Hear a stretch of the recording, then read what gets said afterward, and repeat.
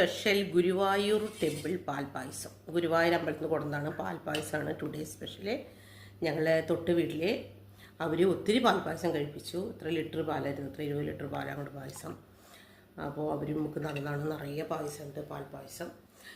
ഞാനിവിടെ അടുത്ത വീട്ടുകളിലേക്ക് കൊടുത്തു, പക്ഷേ എന്നിട്ട് നിറയെ പായസമുണ്ട്. അവർ ഒരുപാട് പായസം കൊണ്ടുവന്നു. അവർ പറഞ്ഞു ഞങ്ങൾക്ക് കുറച്ച് മതി, സുനിത എടുത്തോളൂ എന്ന് പറഞ്ഞു എൻ്റെ അടുത്ത്. അപ്പം ഞാനത് പക്ഷെ എന്നാലും ഫുള്ളായിട്ട് എടുക്കാൻ പറ്റില്ലല്ലോ എന്ന് വെച്ചിട്ട് ഞാൻ എന്നാലും ഒരു പകുതി പായസം എടുത്തു. നിറയുണ്ട് പാൽപ്പായസമാണ്, വലിയൊരു പാത്രം പാൽപ്പായസം ഉണ്ട്. ഇവിടെ അടുത്ത വീട്ടിലേക്ക് 3-4 വീട്ടിലേക്ക് കൊടുത്തു. അതിന് ശേഷം അത് ഇത്ര പാൽപ്പായസം ഉണ്ട്.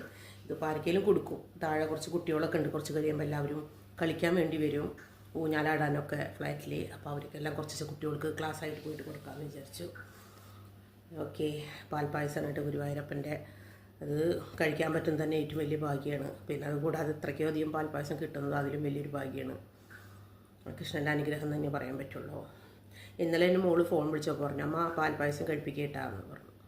ഇന്ന് നോക്കിയ കാലത്ത് വീട്ടിലേക്ക് ഇത്രയും പാൽപ്പായസം വന്നു. എല്ലാം ഒരു അതിശയം തന്നെ. കൃഷ്ണ ഗുരുവായൂരപ്പ, നിൻ്റെ അതിശയങ്ങൾ പലതരത്തിലാണല്ലോ. ഏതൊക്കെ തരത്തിലായി എങ്ങനെയാണെന്ന് പറയുമ്പോൾ ആർക്കും പറ്റില്ല. വലിയ പാത്രം പാൽപ്പായസമാണ്, പാത്രം നിറയെ പാൽപ്പായസം ഉണ്ട്.